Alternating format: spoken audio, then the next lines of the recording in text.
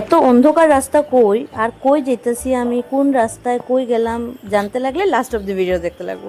তো hello everyone, আমি পূজিতা ভট্টাচার্য। আর আজকের দিনটা শুরু হয়েছে, নেক্সট দিনও আমি রূপার বাড়িতে আসছিলাম। আর রূপার বাড়ির থেকে আমি সকাল সকাল ঘুম থেকে উঠে সেম ভিউ লইয়া তারপরে আমি টিফিন খাই নিলাম। টিফিন খাইয়া আমি লাঞ্চ করে নিলাম। লাঞ্চ কইরা এই যেখানের মধ্যে পকোড়া, পেঁপের শাক, কাঁঠালের বিচির ভর্তা, মুখির তরকারি আর চিকেন, এইগুলা দিয়া আমরা আজকে একদম জমাইয়া লাঞ্চ করতেছি। কইরা আমি আমার টিউশনির লেগা বাইরে যাবো। এই যে মুখির তরকারি আর এই যে চিকেন লইয়া আমি তারার ঘরে হাঁস আছে, হাঁসে টাটা বাই বাই জানাইয়া আমি বাইরে গেলাম টিউশনির উদ্দেশ্যে।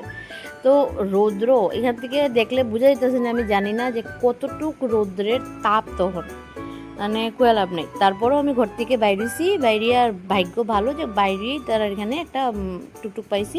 টুকটুকে উঠছা আমি টিউশনের লিগা বাইরিলাম। বাইরিয়া প্রথম আমার আমবাসা নামাইলো। আর ওই দিন আমি জওহরনগর প্রথম যাব। তো জওহরনগর যাওয়ার লিগা আমি তার যে স্ট্যান্ড আছে ওখানে বললাম। এই যে যাইতে যাইতেই এদিকে একটা বাইক আইতে আসলো, আর আমরার যে টুকটুকটা আসলো ওইটাও আগাইছে, বাইকটাও থামছে না আর লাগাই দিছে। তো এখানে অল্প ঝগড়াঝাটি হইলো। হইয়া আমি জওহরনগর যাওয়ার লিগা বাইরে গেছি। জওহরনগর সব পড়াইয়া এই আমি আমবাসা আবার যেতেছি। কারণ কি প্রথম জওহরনগর পড়াইলাম, কারণ কি যেহেতু আমি ট্রেনটা ধরবো খংসাং আমবাসার থেকে ইয়ে করবো। তো জওহরনগরে লাস্টের দিকে ট্রেন পাওয়াটা মানে গাড়ি পাওয়াটা অনেক কষ্ট হয়ে যায়। আর এই যে তারা এখানে ধানের ইয়ে করতেছে। শেষ কইরা আমি এরপরে স্টেশনের দিকে যাওয়ার লিগা রওনা দিলাম। আর স্টেশনের রাস্তাটা, মাই গড, আমি পুরা রাস্তা লাইক ভগবানের নাম লইছি, ফোনে হয়তো মারে বা বইন্ডে লইয়া গেছি। এত মানে অন্ধকার এই জায়গাটা, কোনো দিন আলো থাকে কিন্তু কোনো দিন এত অন্ধকার থাকে যে আমি কি কইতাম। মানে ওই দিন অনেক ভয় লাগছে, মানে পুরাটা রাস্তা অন্ধকার, একটা যদি লাইট থাকতো। তো ফাইনালি আমি এই যে দেখতে পাচ্ছেন কতটুকু অন্ধকার, মানে আমি মনে করি সব মানে এরকম না যে একদমই থাকে না, কিন্তু কোনো সময় পুরো অন্ধকারও থাকে।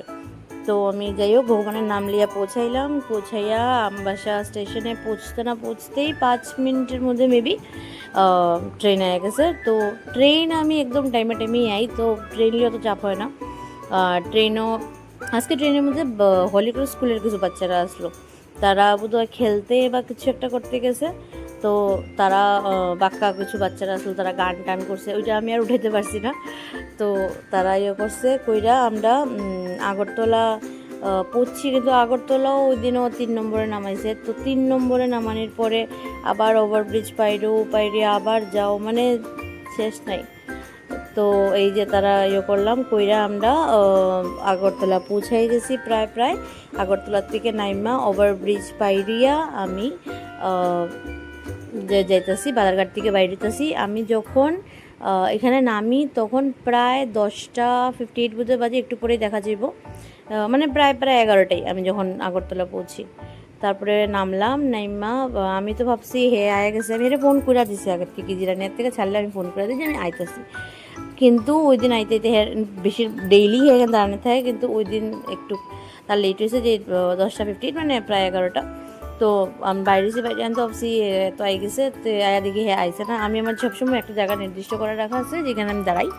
তো আমি আইসে দেখি হ্যাঁ নাই, তো বেশিক্ষণ না, 5 মিনিটের মধ্যেই আয়া গেছে। আইতে পরে আমরা যাওয়ার লেগা রওনা দিলাম রাস্তার মধ্যে। মানে এই স্টেশন থেকে বাইপাস পর্যন্ত যে রাস্তাটা, এইটার অবস্থাটা, এটার মানে কি কইতাম, মানে মানুষ কেমনে যাওয়া আসা করে আমি জানি না। এক্ষুনি একটু পরেই দেখা যাবে যে রাস্তার কি অবস্থা, এত ভাঙ্গা পুরাটা রাস্তা, কইয়া লাভ নেই। মানে ভাঙ্গা রাস্তা হইয়াও আমরা বাইপাসে দিয়েই যাই, কারণ কি বাইপাস দিয়ে গেলে তাড়াতাড়ি যেতামকে পারবো এটার লেগা। তো এই যে পুরা রাস্তা ভাঙ্গা, এক একটা জায়গা ভাঙ্গা, আমি কি কইমু।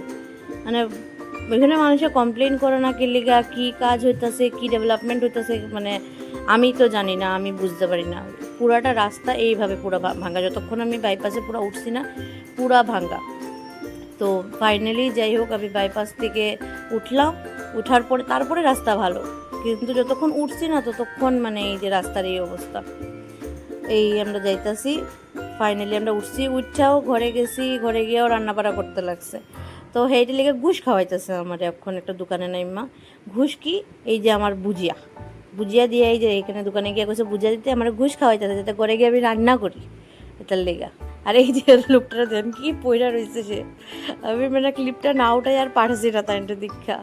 তো যাই হোক, যখন বুজিয়াটা পাইছি তাহলে আমি ভাবলাম থাক আর রান্না বাড়া কইরেই লাই। তো ওই দিন রাত্রে বেশি কিছু রাঁধছি না, ডাইল সিদ্ধ আর বেগুন ভাজা। গরম গরম যখন এইসব জিনিস হয় আমরা আর কি লাগে। তো ফাইনালি পৌঁছলাম, পৌঁছে রান্নাবাড়া করলাম, কইরা খাওয়া দাওয়া করলাম। That's all for today. Thank you for watching my videos. আর বেশি বেশি করে আমার ভিডিওর মধ্যে লাইক করো, কমেন্ট করো আর শেয়ার করো। Thank you.